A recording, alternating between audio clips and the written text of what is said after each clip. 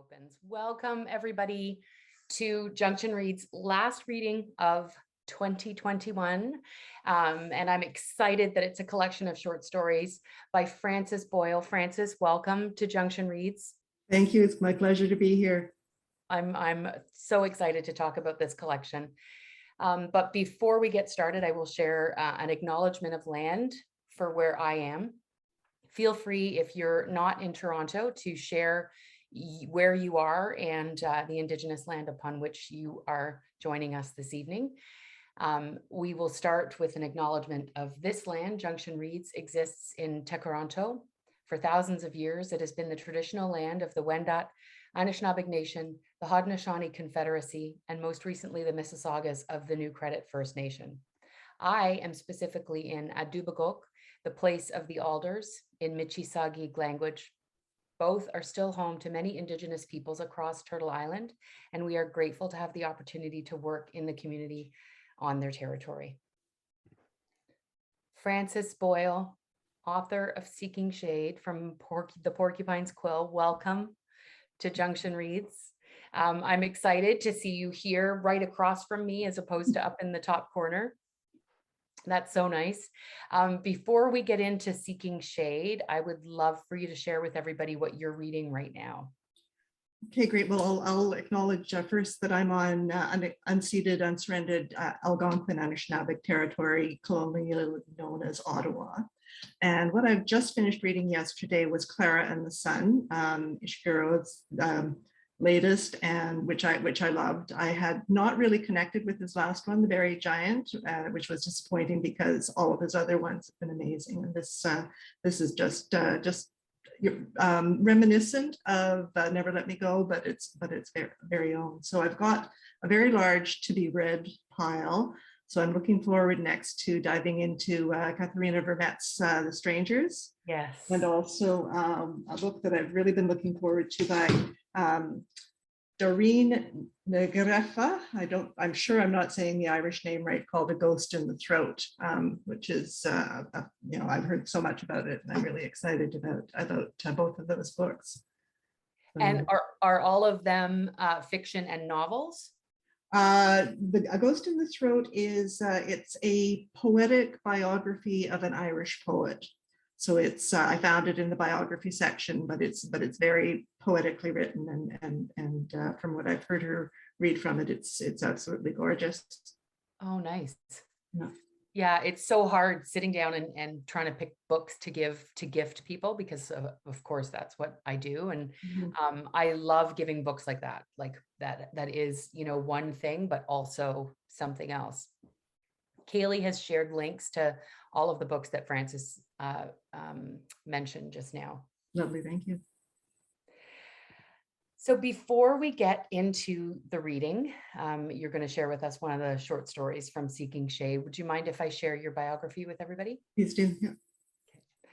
Frances Boyle has practiced corporate law, volunteered for a number of feminist arts and international development organizations, and served as a board member and associate poetry editor for ARC Poetry magazine.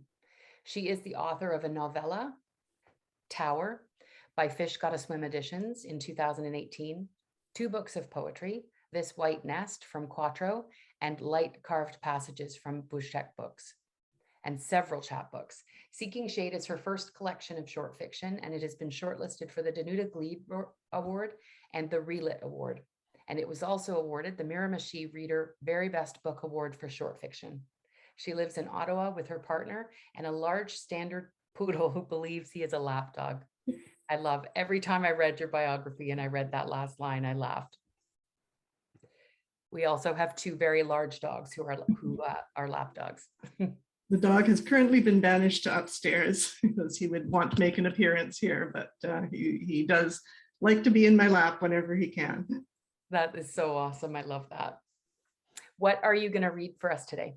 Well, I'm actually going to read 2 pieces from the collection. I'm going to bookend the stories. I'll read the first very short piece, the short story, the two-tone, and then I'll read the beginning of the last story in the book, if that's okay. That's awesome. Thank you. Okay, great.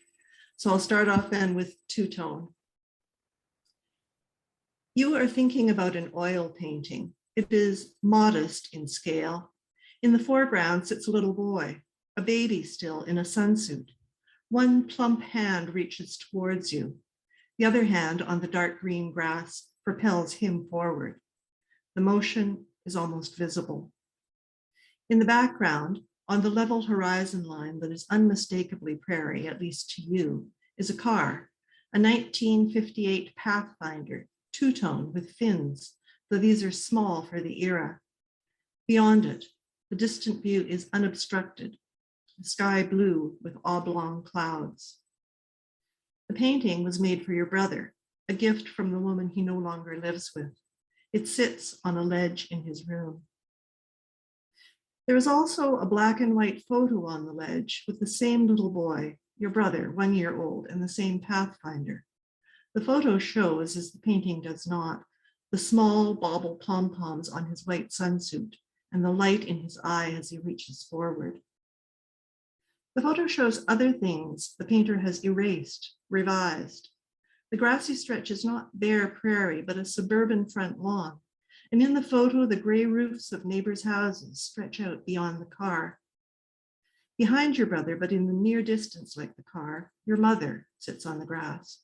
Her legs are stretched out in front of her, her ankles crossed. She wears light-colored pedal pushers. She's watching her child, the youngest, the precious boy. She did not know she was in the photo. You can tell by her relaxed air. There isn't the stiff, aware tenseness she wears in most of the other family snapshots. Her smile, the tilt of her head, her delight in watching him, make you want to hold her again. In the painting, she is not there. The oil painting shows the color of the car, which the photo does not. The car was red and white. Your brother's girlfriend wouldn't have known that. You think she painted it blue and white, but already in the few months since you saw her painting, you can't remember for sure.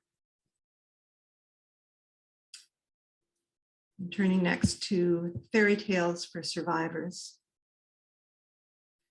My voice is cracked, the cup is crazed, the well is dry. I am new to storytelling, at least this kind. I want to fumble for a hand, look into a face. But the one I'm seeking, some wise elder, whoever she may be, is not there. I arrived at this circle 7 weeks ago, holding a strip of paper torn from a poster pinned to the crowded public library bulletin board. Storytelling for survivors, it said, with a 2-sentence blurb that included the date and time of the first meeting. The room numbers led along a maze of corridors in the community center. Room 214 was tucked into a back corner. I listened while Stacy talked about the objectives, the ground rules. Intense Stacy of the wild red hair, ruched up on one side with a large ivory-colored comb. I still haven't decided if it is exotic and gorgeous or just strange. She talked about collective unconscious, about therapeutic benefits, catharsis and comfort. She said the endorphins, or was it hormones? Pheromones? Something like that anyway, that we'd release would guard against those cancer cells ever having the temerity to come back. She challenged us to think of sieges, of fierce Boudica or patient Demeter. We were to tell our own stories, but wrap them in those older ones. Myth or fairy tale, our choice. Stacy's voice rose into high registered, squeaked as she twisted papers in her fist, craned to look around at the group of women.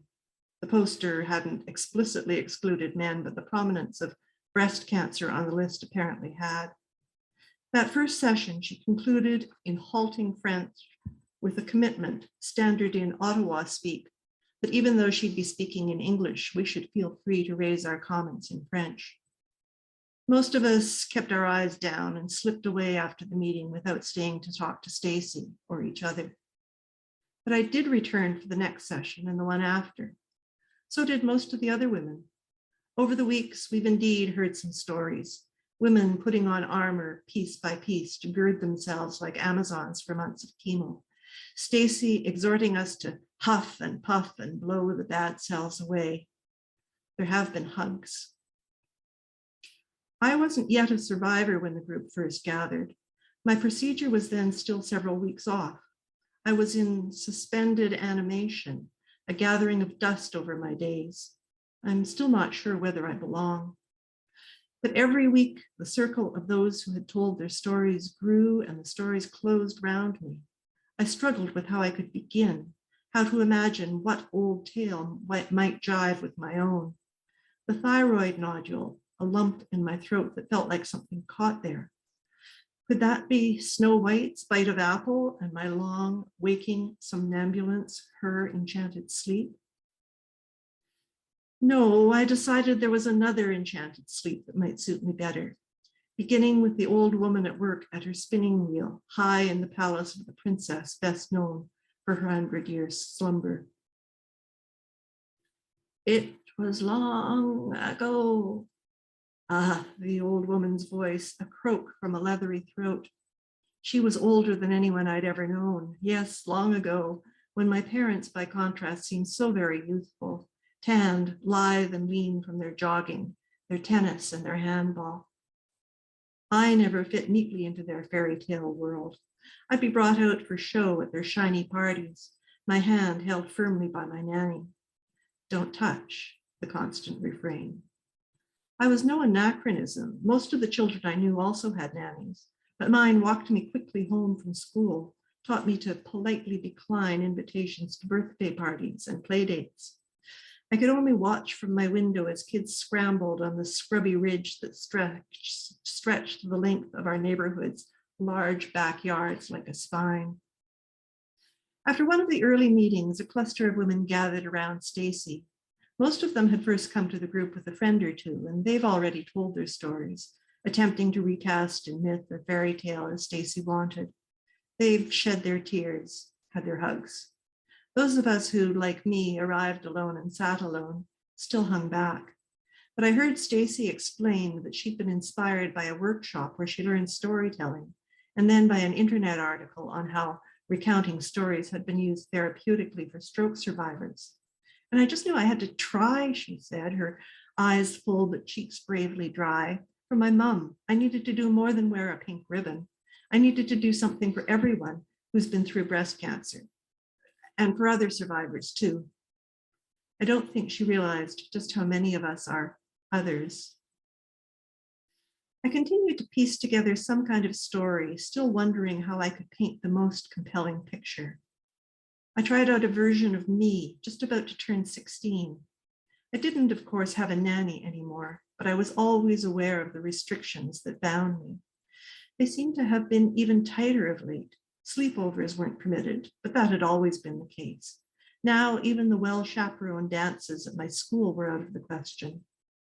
There was talk of a party and the possibility that my classmate's brother and his friends from the neighboring private school might be there. I didn't even dare to ask. Emmeline, the housekeeper, was ramrod straight and immovable in enforcing my parents' strictures. Soft twilight, a dimming of the forever golden boring days. Emmeline cooking dinner. I paced, restless. The house became dark except for the forge of the kitchen. Still, I wandered, dew-eyed, dreamy, wondering. My long hair was heavy. I wore it at the back of my head in a bun that bumped the curve of my neck as I moved more quickly along the long, dark corridors. Last week, Stacy brought a ball of yarn to the circle. She explained that we'd roll it woman to woman to link our stories and to help build community. And maybe some of you who haven't yet shared will be more comfortable if the ball just, rolls over to you. She reassured us once again that there was no pressure to talk, but that each story would somehow find its expression in the old stories, develop in its own time. Or not. I know she still expects that we'll all come up with something. I've practiced in front of the mirror, so I'll have at least a beginning if the wool rolls my way. The girl child was precious, long awaited, but the bad fairy's curse spilled over her, settling like an oily pool at the foot of her cradle. I coughed as I began to speak of consequences, so continued my rehearsal silently. Consequences, all the dark shadows I'd always felt as my parents' fears, though I saw them expressed only in an occasional sharp glance towards me as conversations lowered, or an intake of breath at a vase of roses from which the gardener had carelessly failed to remove thorns. Wariness and fear were my inheritances, my burden. The house breathed around my bored teenage self. An attic door shimmered in front of me. Some things not only forbidden, but banished from awareness as I grew. Could I have been saved if knowledge had not been withheld from me? Knowledge as simple as how to safely turn a spinning wheel? None of this is literally true, of course. Stacy insisted on stories, so it's a story I've woven together. One part generic fairy tale to 2 parts prime time teen soap opera. It's only a story. I never had a nanny, just church basement daycare and neighborhood babysitters filling in the gap around my parents' long hours at their jobs. My parents were old world strict, but busy making a living. So I learned ways around their rules, found a way to go to those parties, even though I was never given permission. The street I grew up on was a normal suburban crescent, our house ranch style, a palace, an immigrant's dream, especially for my mother, who loved the elegance of plush wall-to-wall and graciously shirred curtains. It was on a single floor with rooms off a central hallway, and I always wished it had an attic. I used to read about attics and their old lace, faded letters, and yearned to be able to uncover the mysteries that resided in them. Mysteries, secrets, revelations. My family's story, such as it is, concerns their struggles and successes in Canada, little of the old country. I sometimes imagine dark secrets I might discover lifting the lid to an old trunk. Dangerous finds. My knot of hair await. Could Rapunzel be my story? Sometimes it pulled my head back, exposing my throat for the surgeon's knife, or the caress I knew would someday come. The lump in my throat, silent. And I'll stop there. Thank you so much. I love that story. Also loved the beginning. I loved the story itself and imagining the oil painting, but also starting with this very short story as kind of a thematic introduction, I guess. But the most impressive, the thing that impressed me most about Seeking Shade is that the stories are so different, like from different perspectives, from different historical places. And I really loved that. I loved the just the idea of you sitting down writing all of these different stories. And when I thought about that from a reader's perspective, a lot of times when I pick up a collection of short stories, I think there's going to be some sort of thematic thread that connects all of the stories. And although, you know, human behavior and the struggle of humans and the characters in short stories is clearly one of them. I'm wondering what you thought when putting all of these stories together, what made them a cohesive unit as a collection? That's a really interesting question. At first, because some of the stories were written over quite a long period of time, and then when I started to put them together, I really struggled at first to think what there was. And then as I started pulling up threads, I noticed that there was an awful lot, and this is why I bookended the book with these 2 pieces, a lot about what art does and how art intersects with memory and the way that we create our own memory through storytelling or dance or music or whatever the means might be.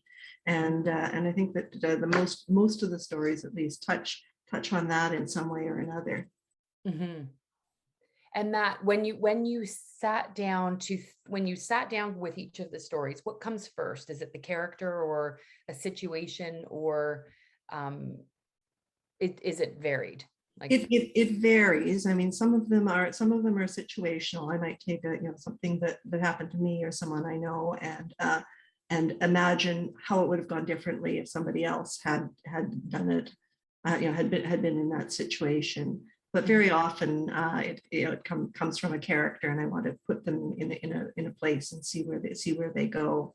So thinking about Ever Poppy certainly began with the character, that voice of the caregiver woman was so Mhm. strong in my head that I had to write a story about her and Mhm.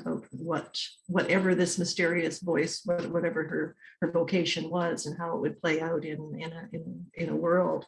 Yeah. And Yes. then she sorry, did I lose sound? No. No, sorry, Okay, all right. I was just Sorry, no, just I thought it was me, because my phone is doing something weird, and I thought it was maybe interrupting, sorry.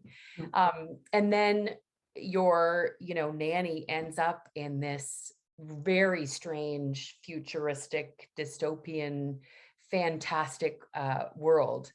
And, how did she, as this, woman taking care of Poppy and all the babies, Mhm. become, um, entrenched in this strange new world? Well, I had a feeling that either her world was very, very old, but it didn't feel like anything that I had ever read about, or it was something different from our world. So at that point, I knew that there was two different types of environment. There were the enclaves.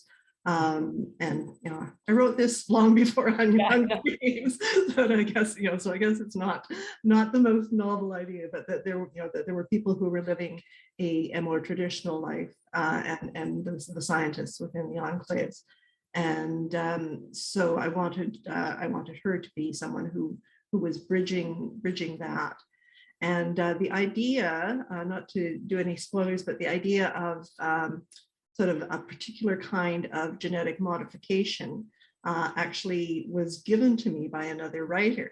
Oh, He's a science fiction writer, very, very successful, and he had read this idea, and he said, I just couldn't do anything with it, and freely gave it to me. So it's like, yes, that's going to jive with my character that I've had.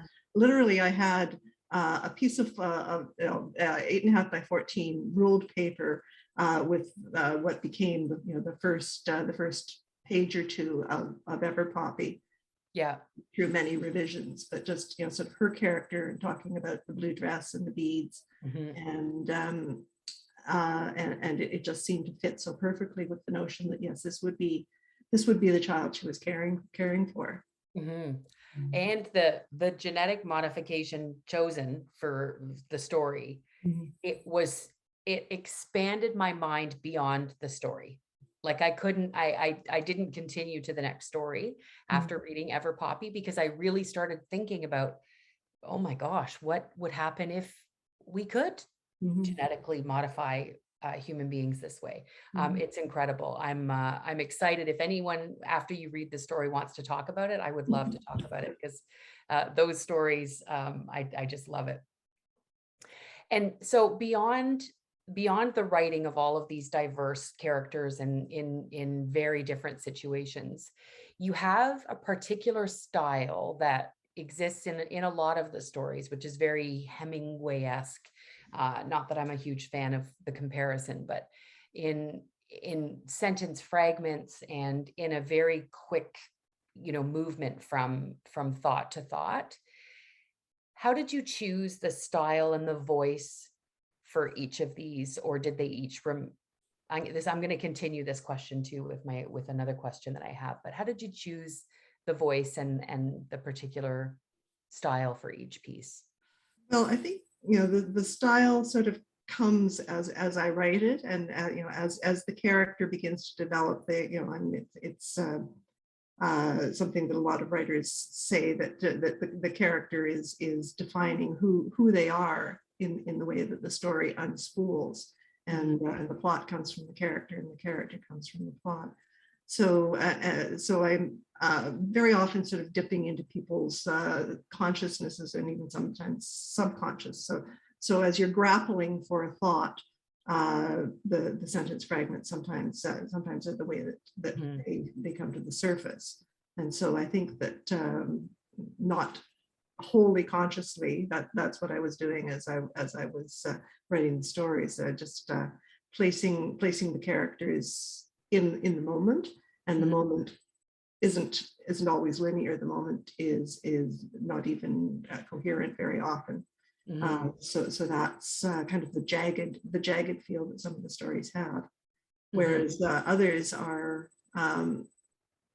sort of thinking about rest cure, where it's a memory layered within a memory layered within a memory, and so it's got kind of the languid feel of being in long endless days that don't change, but also sort of bringing pieces of the past in and trying to assemble them into some kind of coherent whole.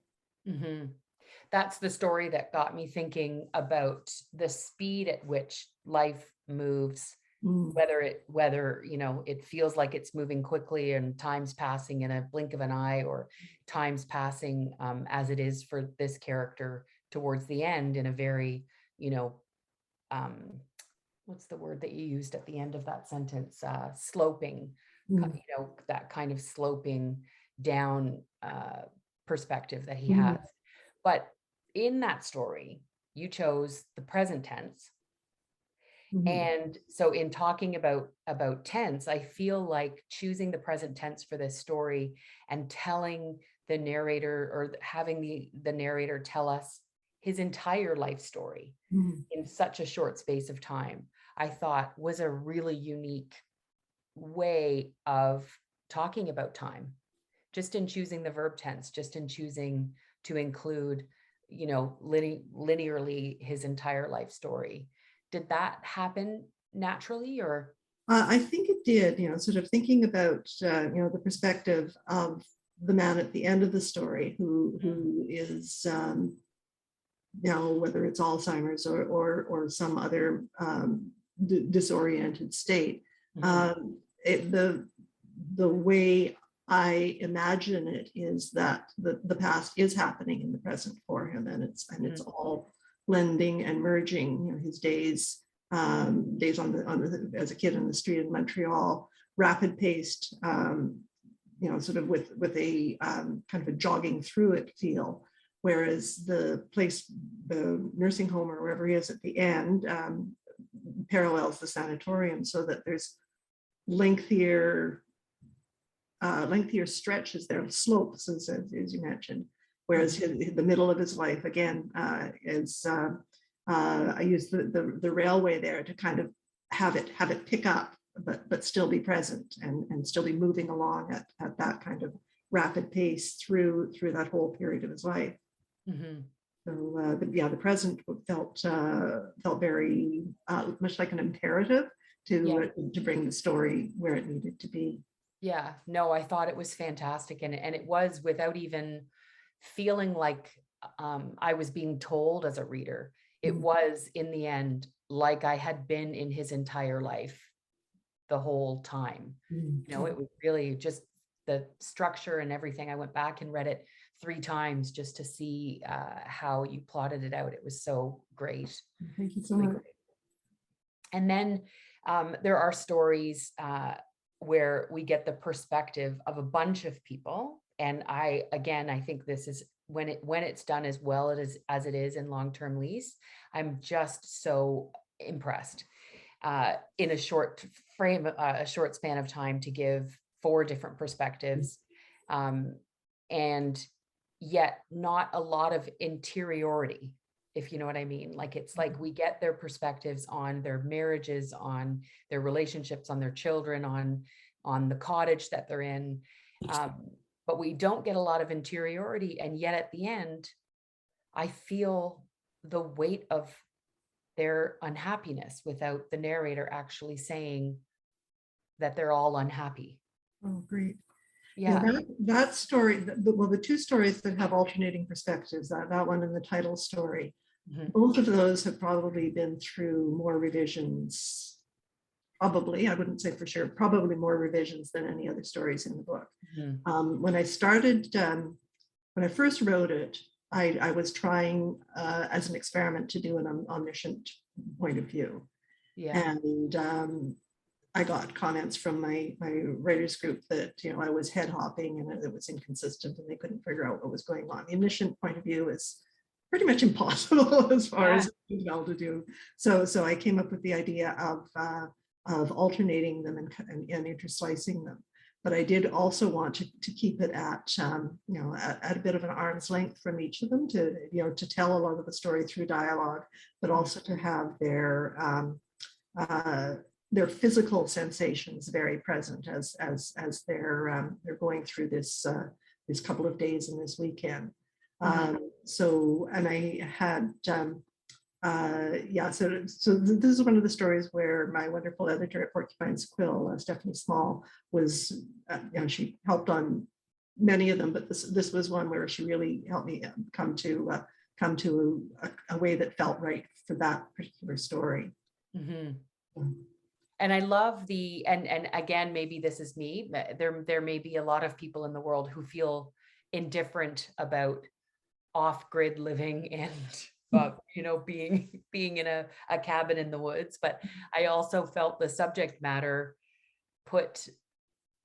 gave the reader a perspective, if you know what I mean, like in choosing something, whether it's I'll just stick with the off-grid living, that just sort of seems to be something that people love or hate. And I loved how in the end I kind of had my own perspective on each of the characters' experiences and how they were dealing with what was put in front of them. So I thought that was well done too. Well, thank you so much. Yeah. Again, if anybody wants to talk about these stories, you can find me on social media. I love talking about the innards of short stories. If you have any questions, I just have one more that I want to ask Frances, but if you guys have any questions, feel free to either put it in the chat to everybody and we can read them, or you can just send them to Kaylee and Kaylee can ask on your behalf.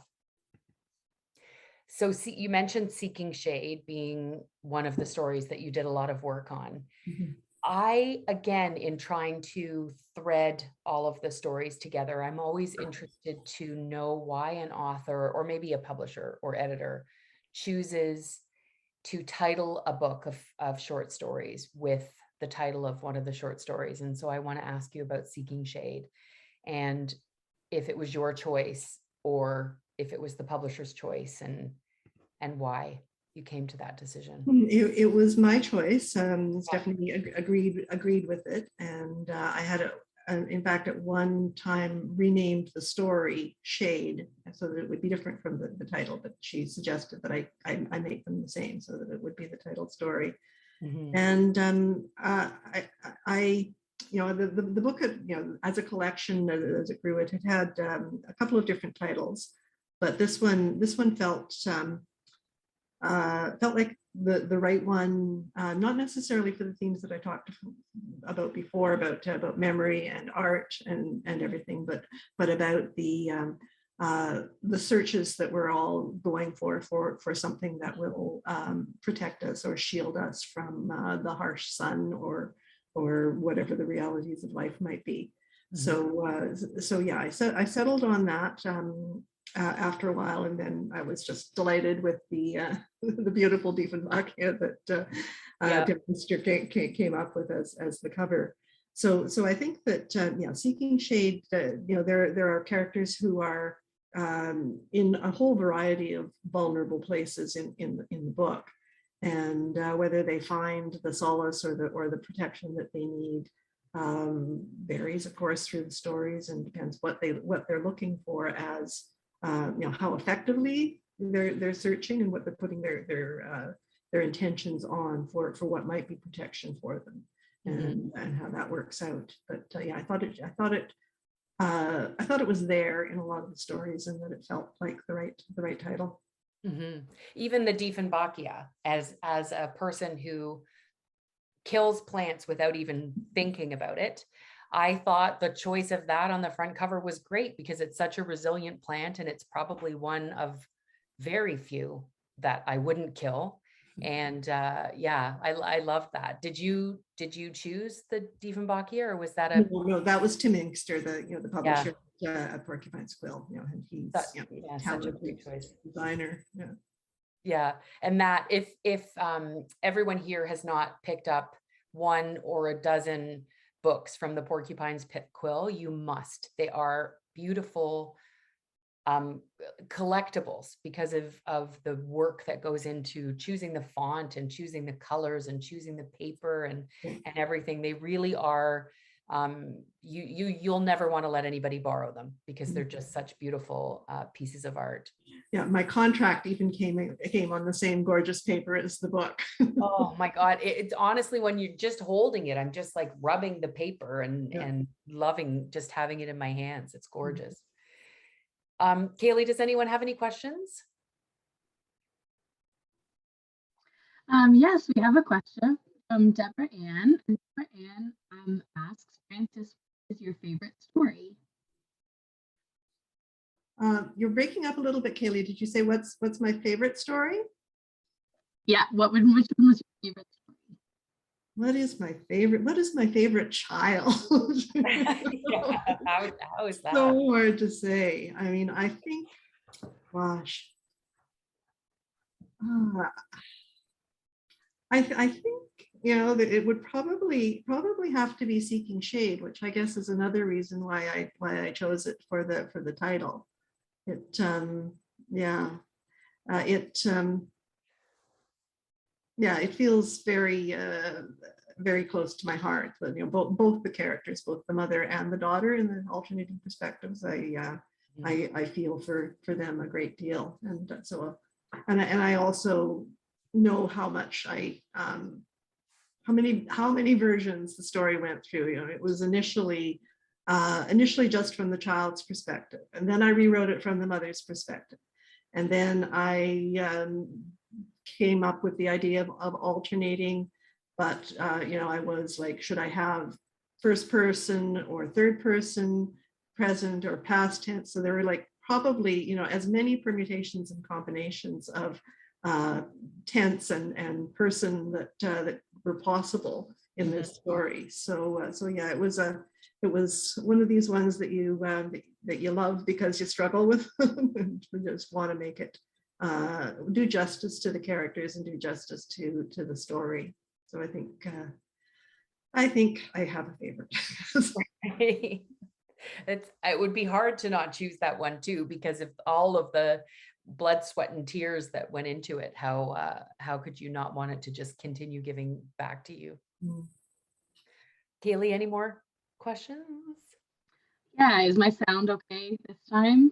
Sometimes it's my headphones. It is doing a bit of a thing suddenly, but let's see what. We'll try it out. Is that a little bit better? That is a little bit better. Okay. Yeah. So this question comes from Claire, and Claire asked when you were talking about perspective earlier, but you kind of mentioned it again when you were just talking about Seeking Shade. And Claire says, talking about perspective, what do you think calls you to use first versus second, third person or omniscient perspectives when writing? Do you just write and rewrite until it feels right? Oh, that's a hard question. Well, to read, but also maybe to answer. Oftentimes, yes, I just write and rewrite, and I think I've realized that omniscient is not something that, well, never say never. It's a challenge for sure, and I don't, it's not something I gravitate towards at all. I tried it for long-term lease, and it didn't work. Yeah, I mean, I'm my first instinct, I think, is always to go to first person, because that's kind of how I feel I'm getting to know the character, just sort of by embodying them, by becoming them, and sort of feeling into their motivations and their actions and whatnot.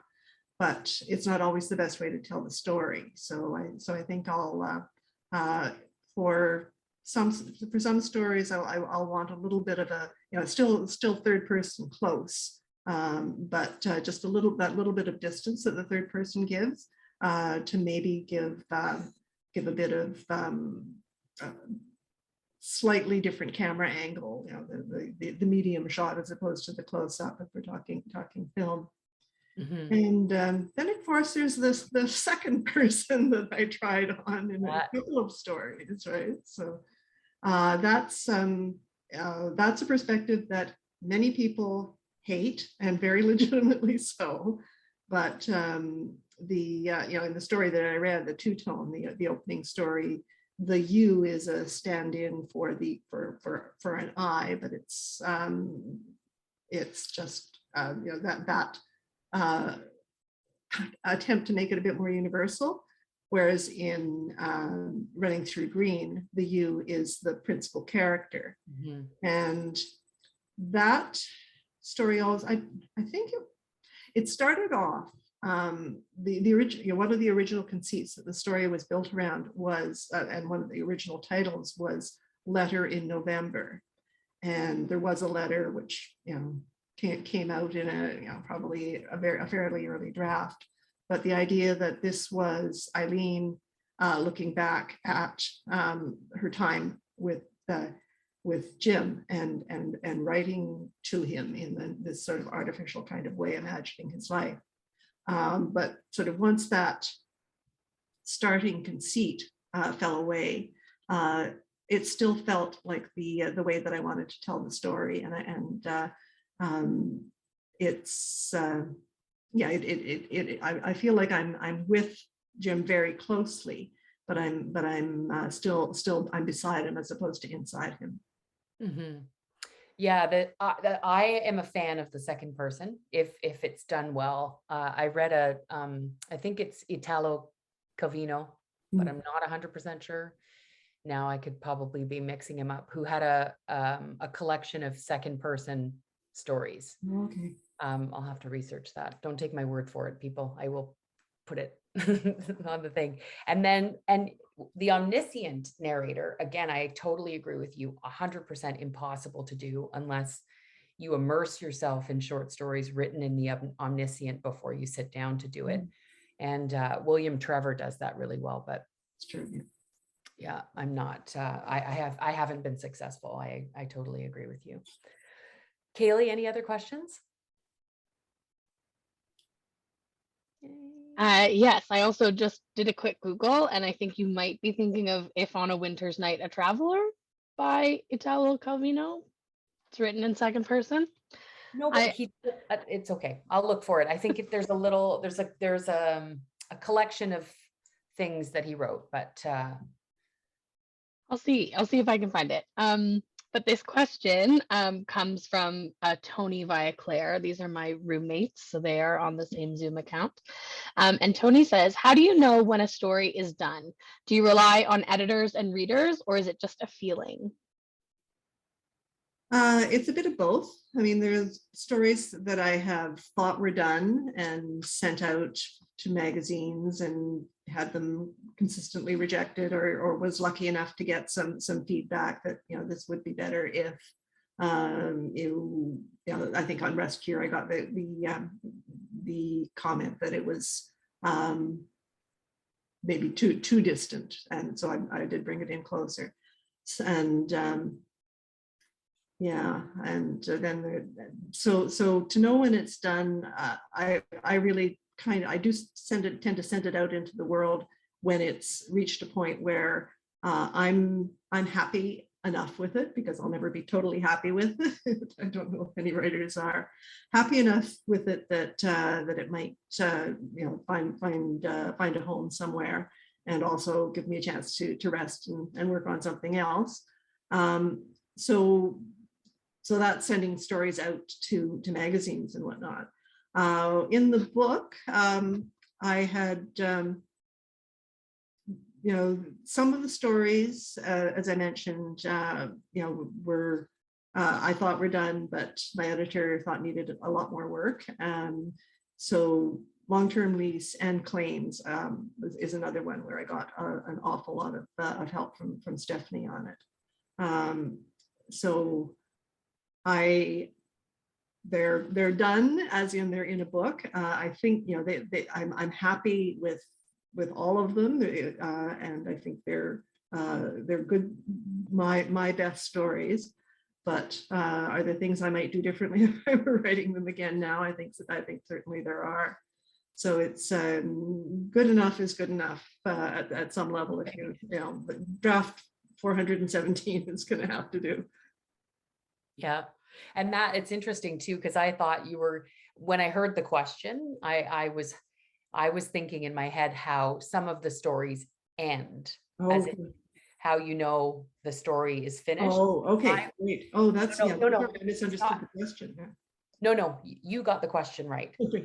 It sparked in me the idea of how the stories end. Okay. Not that they're finished, but how Hmm. they end. Because a Mhm. couple of them, I loved how, there's this movement propelling us forward, the narrator's taking us somewhere, and then there's just this line, and it's over. Hmm. And I love that in choosing to just end the story and to not, take us off the island in long-term lease and take us beyond any of the stories. Hmm. I'm always interested in how short story writers just sort of stop. Yeah, I mean yeah, I mean, again, it's sort of it's a question of, I have in my other fiction book, Tower, which is a novella but had originally started off as linked short stories and was Mm. revised. I had started to retell the Rapunzel story, thinking I was going to do the whole thing in one short story. And I got to a certain point when the witch character finds the baby in the garden, and it was like, nope, that's where the story ends.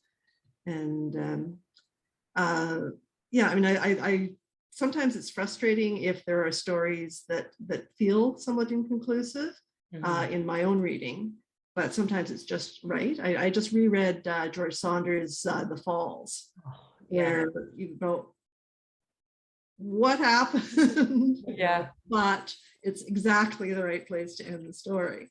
Yeah. So, I felt that way in all the stories in Seeking Shade. I felt like it was you saying, this is it, this is all you're getting. And there is satisfaction in that for sure. mm. So what, pray tell, are you working on right now? Well, right now I am in the midst of working happily through a second draft of my first novel. It's the first long form, project that I've taken on, because, as I said, my novella didn't start out that way. So just kind of like all the moving pieces it feels like a floppy pancake at some level, trying to get the structure right. So I happily finished the messy first draft back in May, and I'm trying to get it to the point where I can get somebody else's eyes on it, beta readers, sometime in the new year. And I'm also kind of working towards a bit towards a deadline for that, because I'm waiting for the comments on my next book of poetry, which is coming out next fall, and I'll be hearing from my editor, he said, sometime early in the new year. So I want to kind of Right. So with the novel, move on to the poetry. right. Oh, that's so exciting. Mm. That's all I have. Right. I am so appreciative of you coming and joining us today and talking about Seeking Shade. It's an incredible collection, and I can't wait for everybody to read it. And feel free to find us, both Frances and I, on social media, and open up a conversation again, ask questions, spark some more interest in the book. Before that, and we're like, I just feel so blessed that the publishers are donating books to our reading series to raffle off to everybody. So before we wrap up, the Porcupine's Quill, Stephanie, has given us 2 copies of Seeking Shade to raffle off. And Kaylee, take it away. All right. So our winners for today, we've got them in this very sweet little hedgehog container. I need to bring back the Christmas container. I was using the Christmas container all through the spring and was like, I gotta get rid of it. But now that it's actually time, I don't have it out. Anyway, sorry. So our first winner for today is Deborah Ann Tunney. Yay! And our second winner for today is Sharon Kirsch. Yay! I saw Sharon's name up there. and Deborah's name there. So if you don't have my email address, it is junctionwrites, WRITES. Kaylee will put it in the chat at gmail.com. And if you've already got a copy of Seeking Shade and you want to nominate the gift or give the gift to someone else, you can share a name and address with me, and I will send that to Stephanie and she can send that out, or send me your name and address and Stephanie will send it to you and you can wrap it up and give it to somebody as a gift. Frances, thank you again. I really appreciate being able to sit down and talk with you, and I appreciate you coming to the readings as well and engaging in conversation with the authors who've joined us. It's my pleasure, Allison. It's such a wonderful series, and I really, really love what you do. So thank you so much. That's a great thanks to Kaylee up in the corner, the technological whiz. Honestly, I just sit here and I get to listen, and I don't have to worry about shutting things off accidentally. So this is our last reading of 2021. We are back in January 9th with Nick Brewer and her debut novel from Book Hug called Suture, and Kaylee Michelle. And we've got some exciting memoir and short story and mystery thriller, a whole bunch of different books coming in 2022. So I hope you'll join us. You can find the schedule on junctionreads.ca. You can find Frances online. You can find the Porcupine's Quill online. Please buy books. Please support independent publishers, independent bookstores if you can. And if you can't find the book anywhere else, please go to those other places if you must and buy them. Or contact me. Contact Frances. Yeah, sign a copy and put it in the mail. Yep. And Stephanie at the Porcupine's Quill too. She would gladly sell a copy to you. Thank you again, Frances. Thank you, Kaylee. Thank you, everyone, for joining us. And I wish everybody the best for a new year. Hopes and prayers that 2022 is way better than 2021 and 2020. And thank you so much. Thank you. Bye, everybody.